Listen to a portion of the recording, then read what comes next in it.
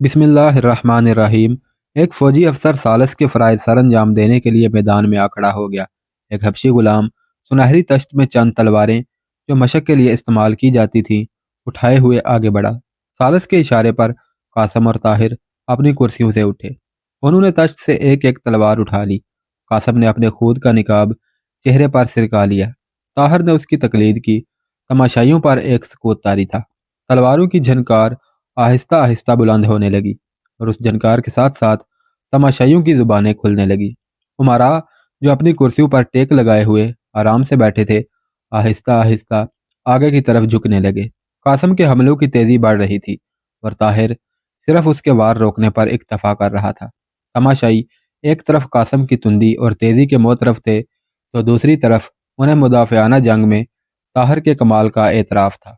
وزیر اعظم اپنی کرسی پر اکڑ اکڑ کر بیٹھنے کی کوشش کر رہا تھا تو سپہ سالار اپنے گھٹنوں پر ہاتھ رکھ کر کرسی سے بالشت بھر اونچا ہو رہا تھا۔ قاسم کا استاد لوکس اپنے شاگرد کے پے در پہ حملوں کی ناکامی برداشت نہ کر سکا اور فرانسیسی زبان میں کچھ کہتا ہوا کھڑا ہو گیا، لیکن پیچھے سے ایک قوی ہیکل فوجی افسر نے اس کے دونوں کندھوں پر ہاتھ رکھ کر اسے زبردستی دبا کر کرسی پر بٹھا دیا۔ اس نے تھوڑی دیر بعد پھر اٹھنے کی کوشش کی، لیکن اس بار اس کی کرسی کے پیچھے عبدالعزیز پہنچ چکا تھا اور لوکس کو اپنے کندھوں پر نئے ہاتھ کا دباؤ کہیں زیادہ حوصلہ شکن محسوس ہوا۔ دوسری طرف خواتین کے اجتماع میں صفیہ سکینہ سے کہہ رہی تھی، سکینہ، کیا تمہارے خیال میں بغداد کے مہذب نوجوان نے مدینے کے ایک بدو کو مقابلے کی دعوت دے کر غلطی نہیں کی؟ قاسم کہتا تھا کہ 50 گننے سے پہلے یہ مقابلہ ختم ہو جائے گا اور میں 300 گن چکی ہوں۔ سکینہ نے صفیہ سے زیادہ اپنے آپ کو تسلی دیتے ہوئے کہا، پگلی، میں نے اسے کہا تھا کہ ذرا سا تماشا ہونے دینا، وہ اسے ایک بچے کی طرح کھلا رہا ہے۔ مجھے ڈر ہے کہ جب بچہ اسے کھلانا شروع کرے گا تو اس کی حالت قابل رحم ہوگی۔ سکینہ نے کہا، تم 10 دن تیغ زنی کی مشق کرنے کے بعد سمجھ بیٹھی ہو کہ تم اس فن کی استاد ہو گئی ہو، تم کیا جانو مردوں کا کھیل۔ صفیہ نے کہا، میں اپنے مقابلے میں تمہارے بھائی کی برتری کا اعتراف کرتی ہوں، لیکن یہاں اس کا مقابلہ ایک مرد کے ساتھ ہو رہا ہے، اور وہ بھی بدو کے ساتھ جو لڑے بغیر ہار نہیں مانے گا۔ دیکھو قاسم، اب بندہ دھند وار کر رہا ہے اور وہ ابھی تک روکنے پر اکتفا کر رہا ہے۔ طاہر کو بچاؤ کے لیے پیچھے ہٹتے دیکھ کر سکینہ نے مسرت سے اچھلتے ہوئے کہا، جسے وار کرنا ہی نہ آتا ہو وہ روکنے کی سوا اور کر ہی کیا سکتا ہے؟ صفیہ نے کہا، اگر کہو تو 50 کی گنتی اب پھر شروع کروں؟ سکینہ نے جواب دیا، نہیں، اب تھوڑی دیر کے لیے آنکھیں بند کر لو، کہیں میرے بھائی کو تمہاری نظر نہ لگ جائے۔ جب تمہارا یہ بدو تلوار پھینک کر زمین پر لیٹ جائے گا میں تمہیں آنکھیں کھولنے کے لیے کہوں گی۔ صفیہ نے آنکھیں بند کر لی۔ اتنی باتوں کے باوجود ان دونوں میں سے کسی ایک کے لیے اس نے ابھی تک دعا نہ کی تھی، اور آنکھیں بند کرنے کے بعد جب اس نے دعا کا ارادہ کیا تو اس کے لیے یہ فیصلہ کرنا آسان نہ تھا کہ وہ کس کی فتح کے لیے دعا کرے۔ قاسم اس کے چچا کا لڑکا تھا، اس کے خاندان کی تمام امیدیں اس کے ساتھ وابستہ تھیں، اور اس کے علاوہ وہ اسے چاہتا بھی تھا۔ اپنی تمام کمزوریوں اور کوتاہیوں کے باوجود قاسم اسے چاہتا تھا، اور جب تک اس کے فوج سے واپس آنے کے بعد اس کی بزدلی کے افسانے مشہور ہوئے تھے اسے خود بھی اس سے نفرت نہ تھی۔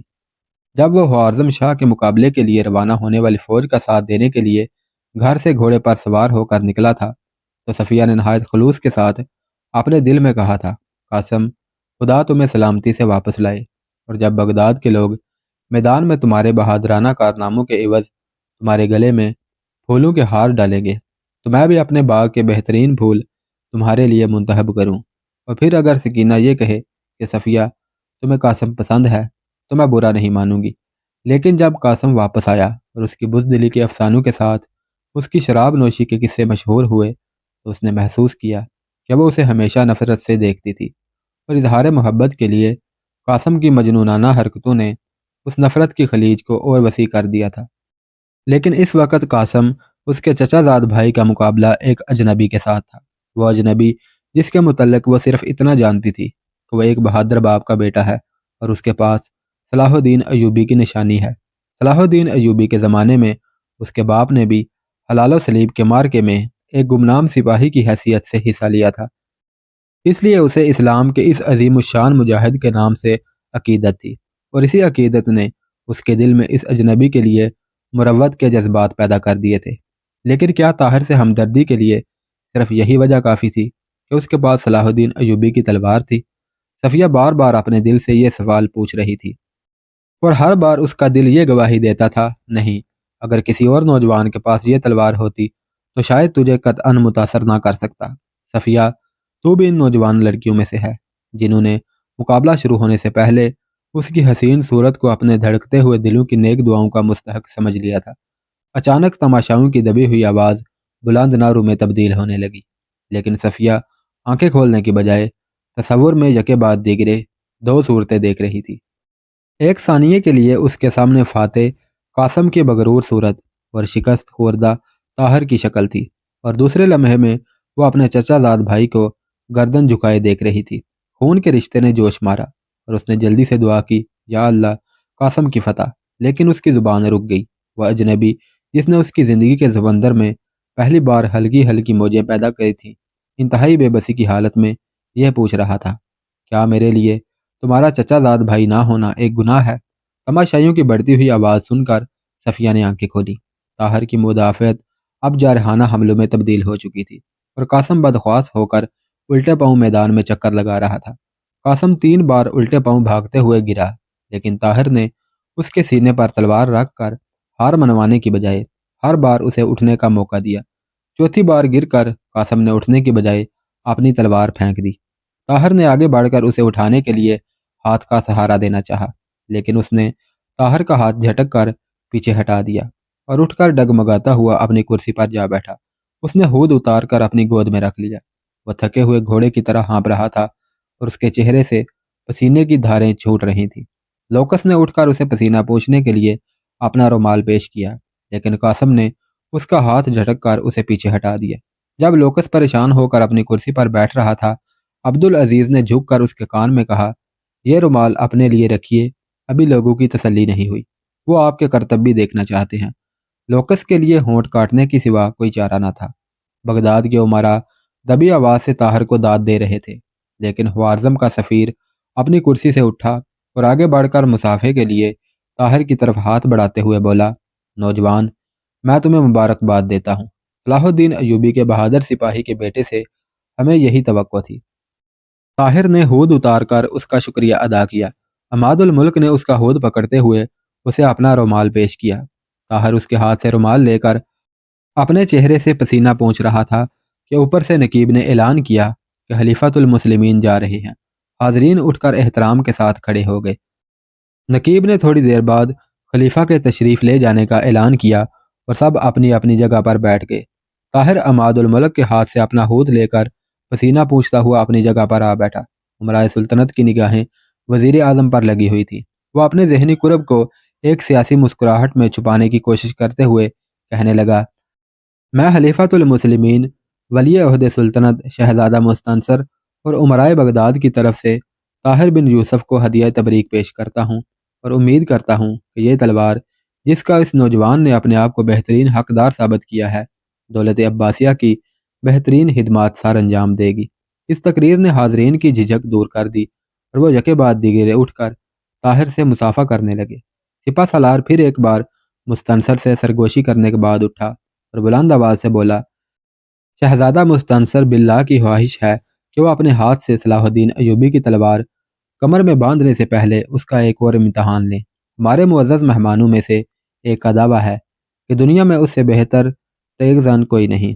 اگر طاہر بہت زیادہ تھک نہ گیا ہو تو میں یہ درخواست کروں گا کہ وہ ہمارے معزز مہمانوں کی دعوت قبول کرے، کیونکہ طاہر کے پاس اگر صلاح الدین ایوبی کی تلوار ہے تو ہمارے معزز مہمان لوکس کے پاس شاہ فرانس کا آفرین نامہ ہے۔ لوکس نے یہ سن کر او دیکھا نہ تھا، جھٹ اپنی کرسی سے اٹھا اور سر پر خود رکھ کر میدان میں آ کھڑا ہوا۔ طاہر پانی کا پیالہ پی کر مسکراتا ہوا اٹھا۔ عبدالعزیز نے آگے بڑھ کر جلدی سے کہا، آپ بہت تھکے ہوئے ہیں، مقابلہ جلد ختم کرنے کی کوشش کریں۔ طاہر نے اطمینان سے اپنے سر پر ہود رکھتے ہوئے کہا، اس کے ساتھ میرا کھیل بہت مختصر ہوگا، تم فکر نہ کرو۔ حبشی غلام نے آگے بڑھ کر تلواریں پیش کی۔ لوکس نے اپنے لیے ایک تلوار اٹھانے کی بجائے 2 تلواریں اٹھائیں اور ایک تلوار طاہر کی طرف پھینک دی۔ طاہر نے تلوار دبوچ لی اور اس کے وار کا انتظار کرنے لگا۔ لوکس طاہر کا طریقہ جنگ دیکھ چکا تھا۔ اس نے اس کی تھکاوٹ سے فائدہ اٹھانے کے لیے فوراً حملہ کر دیا، لیکن بجائے اس کے کہ طاہر اس کا وار اپنی تلوار پر روکتا، اس نے جلدی سے ایک قدم پیچھے ہٹ کر اس کا وار خالی جانے دیا، اور جب لوکس کی تلوار کی نوک زمین کے ساتھ لگ چکی تھی، طاہر نے اپنی تلوار پوری طاقت کے ساتھ گھما کر اس کی تلوار کے ساتھ دے ماری۔ لوکس کے ہاتھ سے تلوار گر پڑی اور وہ خالی ہاتھ میدان میں کھڑا لوگوں کے کہے سن رہا تھا۔ شہزادہ مستنصر نے ولی عہد ظاہر شاہ کا اشارہ پا کر میز پر سے تلوار اٹھائی اور آگے بڑھ کر طاہر کی کمر کے ساتھ باندھ دی، اور طاہر سے مصافحہ کرتے ہوئے کہا، ہمارے اسلحہ خانے میں اس سے زیادہ خوبصورت، چمکدار اور تیز تلواریں ہیں، لیکن کاش آپ جیسے چند اور سپاہی بھی ہوتے۔ آپ یہاں سے نہ جائیں، ہمیں آپ کی ضرورت ہے۔ طاہر نے کہا، جب تک آپ کو میری ضرورت ہے میں یہی ہوں، چلیے ابا جان سے ملیے۔ طاہر ولی عہد کی کرسی کے قریب پہنچا۔ ولی عہد نے اس کے ساتھ مصافحہ کرتے ہوئے کہا، نوجوان، میرے استبل کا بہترین گھوڑا جس پر میں سوار ہونے کی حسرت اب تک پوری نہ کر سکا، اور میرے اسلحہ خانے کی بہترین تلوار جس کے استعمال سے میرے ہاتھ ناواقف ہیں، تمہیں انعام میں دیتا ہوں۔ آج یہ چیزیں تمہارے پاس پہنچ جائیں گی۔ یہ کہہ کر وہ اپنے بیٹے سے مخاطب ہوا، مستنصر، مہمانوں کو رخصت کرنا اب تمہارا کام ہے، میں جاتا ہوں، میری طبیعت خراب ہے۔ ولی عہد کے چلے جانے کے بعد اہل محفل اور زیادہ بے تکلف ہو گئے۔ وہ آگے بڑھ بڑھ کر طاہر سے مصافحہ کر رہے تھے۔ دوسروں کی دیکھا دیکھی چنگیز خان کے سفیر نے بھی طاہر کے ساتھ مصافحہ کیا، لیکن اس کے ساتھ مصافحہ کرتے ہوئے طاہر نے اپنے جسم میں ایک کپکپاہٹ محسوس کی۔ محفل آہستہ آہستہ برخاست ہونے لگی۔ وزیر اعظم نے رخصت ہوتے ہوئے طاہر سے کہا، بیٹا، میرے ہاں رات دعوت نہ بھولنا۔ قاسم ابھی تک کرسی پر بیٹھا ہوا تھا۔ وزیر اعظم نے اس کا ہاتھ پکڑ کر اسے کرسی سے اٹھایا اور اپنے ساتھ لے کر محل کی طرف چل دیا۔ سب سے آخر میں طاہر کے گرد سپہ سالار اور دوسرے فوجی افسر رہ گئے۔ سپہ سالار نے عبدالعزیز کی طرف دیکھ کر مسکراتے ہوئے کہا، استاد کے بعد شاگرد۔ عبدالعزیز نے کہا، شاگرد کے بعد استاد۔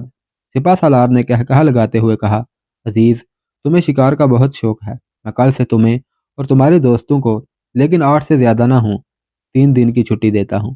طاہر کو ساتھ لے جاؤ۔ پردے کے پیچھے صفیہ سکینہ سے کہہ رہی تھی، سکینہ، دیکھا بدو کو؟ سکینہ خاموش تھی، اور جب صفیہ اس کے ساتھ اپنے محل کی طرف جا رہی تھی، وہ تمام راستہ اپنے دل میں بدو کا لفظ دہراتی رہی۔ اس کے لیے اس لفظ کے معنی بدل چکے تھے۔ رات کے وقت وزیر اعظم کے دسترخوان پر چند منظور نظر امراء موجود تھے۔ قاسم کی عدم موجودگی میں وزیر اعظم نے طاہر سے معذرت کرتے ہوئے کہا، قاسم اپنے کسی دوست کے ہاں گیا ہوا ہے، وہ اپنے طرز عمل پر بہت نادم ہے۔ مجھے توقع ہے کہ کل یا پرسوں وہ خود تمہارے پاس آئے گا، اور میں امید کرتا ہوں کہ تم دونوں ایک دوسرے کے لیے بہترین دوست ثابت ہوگے۔ طاہر نے کہا، وہ مجھے اپنی دوستی کے قابل پائے گا۔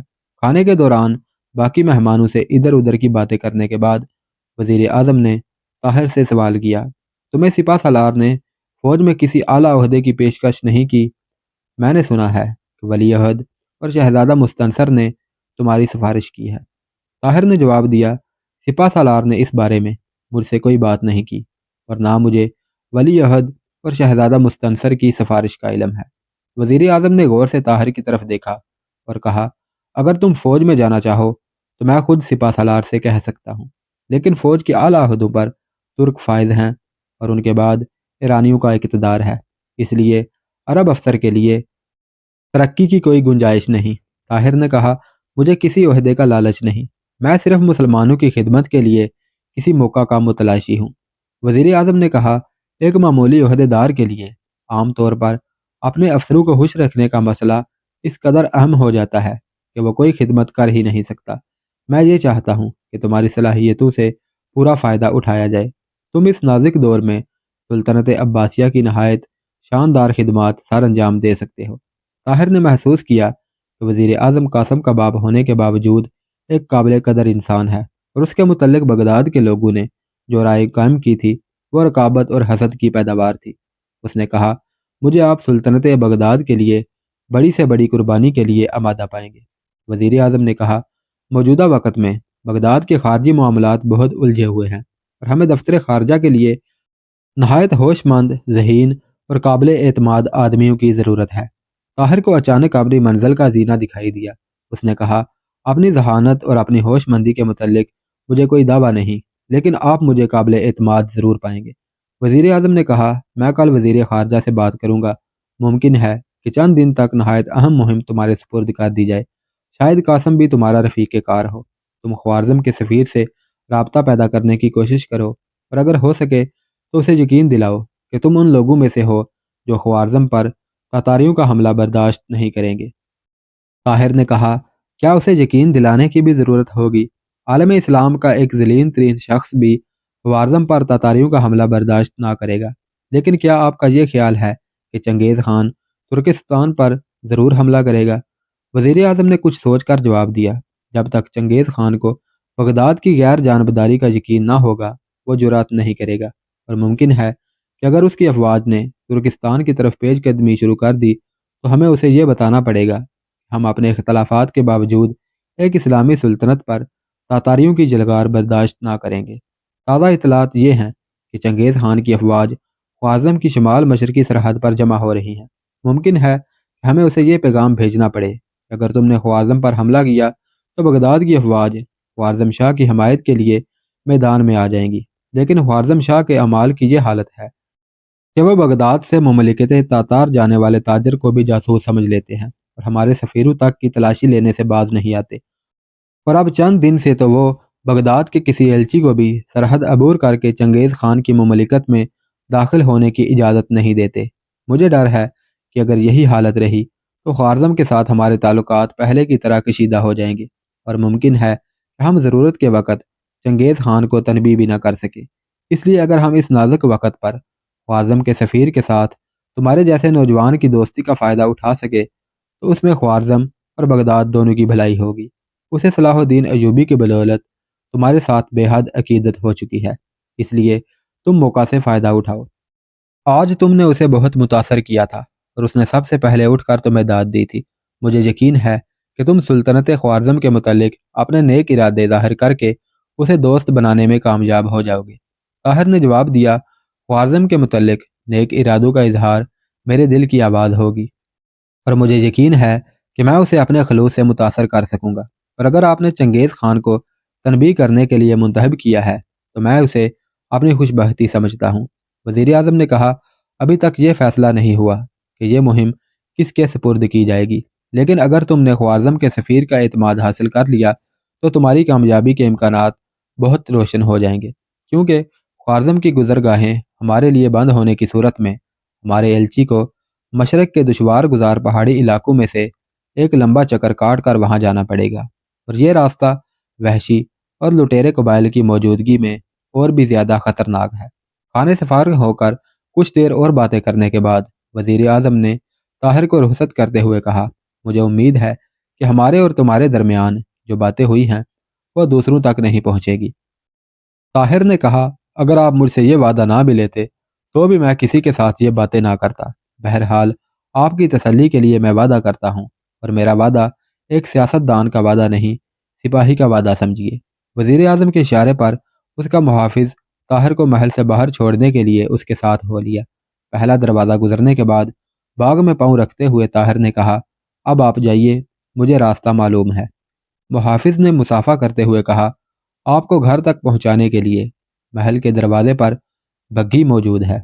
طاہر پھولوں کی کیاری میں سے گزرتی ہوئی سڑک پر آہستہ آہستہ چل رہا تھا۔ پھولوں کی مہک سے لبریز ہوا کے جھونکے اس کے دل و دماغ میں ایک تازگی اور سرور پیدا کر رہے تھے۔ یہ دن اس کی زندگی کا مبارک ترین دن تھا۔ وہ صبح سے اب تک اپنے کئی سپنوں کی تعبیر دیکھ چکا تھا۔ تیغ زنی کے مقابلے میں اس کی کامیابی نے اس کے لیے منزل مقصود کی کئی راہیں کھول دی تھی۔ ولی عہد کا بہترین گھوڑا اور اس کی تلوار اس کے پاس پہنچ چکی تھی۔ شہزادہ مستنصر کو اس نے اپنا گرویدہ بنا لیا تھا۔ بغداد کے امراء اس کے موطرف ہو چکے تھے، تاہم اسے یہ خدشہ تھا کہ اس نے وزیر اعظم کو ناراض کر لیا ہے۔ اس کے متعلق وہ یہ سن چکا تھا کہ وہ نہایت منتقم مزاج آدمی ہے اور اس کی ایک تدبیر اس کے تمام ارادوں پر پھانی پھیر سکتی ہے، لیکن دسترخوان پر وزیر اعظم کی خندہ پیشانی اور حسن سلوک نے ان حالات کی تردید کر دی، اور اس کی باتوں نے یہ ثابت کر دیا تھا کہ وہ اس کا سب سے بڑا دوست اور خیر خواہ ہے۔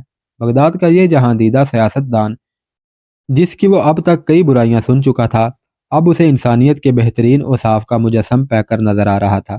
طاہر کو قاسم کا خیال آیا اور اس نے اپنے دل میں کہا، کاش میں اسے میدان میں اس قدر ذلیل نہ کرتا۔ وزیر اعظم وسیع النظری کے باوجود اس کا باپ ہے، اور اسے یقیناً اس بات کا دکھ ہوگا دسترخوان پر قاسم کا موجود نہ ہونا اس بات کی دلیل تھی کہ وہ اپنے دل میں ابھی تک پیچ و تاب کھا رہا ہے۔ طاہر کو وزیر اعظم کے یہ الفاظ یاد آئے کہ قاسم کل یا پرسوں تک تمہارے پاس آئے گا۔ طاہر نے پہلی دفعہ اپنے دل میں قاسم کے لیے برادرانہ شفقت محسوس کی۔ اس نے سوچا کہ وہ شاید اپنے باپ کے مجبور کرنے پر اس کے پاس آئے، تاہم اس کے دل میں ایک تکلیف دہ احساس ضرور ہوگا۔ بہتر یہ ہے کہ میں خود پہل کروں، خود اس کے پاس جاؤں اور یہ کہوں، قاسم میں تمہارا دوست ہوں، بغداد کی بھلائی کے لیے، دولت عباسیہ کی بھلائی کے لیے ہمیں ایک دوسرے کا دوست بننا چاہیے۔ کاش میں ابھی گھر جانے سے پہلے قاسم سے مل سکتا۔ اتنی جلدی نہیں، مجھے قاسم کا غصہ ٹھنڈا ہونے کا انتظار کرنا چاہیے۔ کل میں عبدالعزیز کے ساتھ شکار پر جانے سے پہلے اسے ضرور ملوں گا۔ اور لوکس اس کا استاد ہے، اس شہر میں اجنبی بھی، میں اس کی دل جوئی بھی کروں گا۔ اچانک طاہر نے اپنے ہاتھ پر کسی کی گرفت محسوس کی اور اپنے پیچھے سے کوئی یہ کہتا ہوا سنائی دیا، ٹھہریے۔ طاہر چونک کر تلوار کے قبضے پر ہاتھ رکھتے ہوئے پیچھے مڑا۔ اس کے سامنے ایک خواجہ سرا کھڑا تھا۔ خواجہ سرا نے اپنے منہ پر انگلی رکھتے ہوئے خاموش رہنے کا اشارہ کیا اور کہا، میرے ساتھ آئیے۔ طاہر ایک لمحے کے لیے تذبذب کی حالت میں کھڑا رہا۔ خواجہ سرا نے کہا، ڈریے نہیں، میرا پیغام سلامتی کا پیغام ہے۔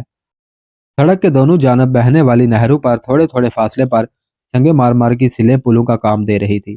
خواجہ سرا جلدی سے نہر عبور کر کے پھولوں کی کیاری میں کھڑا ہو گیا اور طاہر ایک لمحہ سوچنے کے بعد اس کے پیچھے ہو لیا۔ کسی غیر متوقع خطرے کا مقابلہ کرنے کے لیے اس کا دایاں ہاتھ تلوار کے قبضے پر تھا۔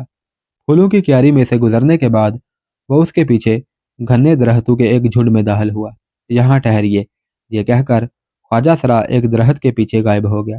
خواجہ سرا کے غائب ہو جانے کے بعد اچانک طاہر نے یہ محسوس کیا کہ اس نے اپنی راہ سے بھٹکنے میں غلطی کی ہے۔ اس نے احتیاطاً تلوار نیام سے نکال لی اور درختوں کے درمیان ذرا کھلی جگہ چھوڑ کر ایک درخت کے پیچھے چھپ کر کھڑا ہو گیا۔ تھوڑی دیر بعد درختوں کے پتوں میں ہلکی ہلکی سرسراہٹ پیدا ہوئی اور ایک نوجوان لڑکی درختوں کے تاریک سائے سے نمودار ہو کر اس جگہ آ کھڑی ہوئی جہاں کچھ دیر پہلے طاہر کھڑا تھا۔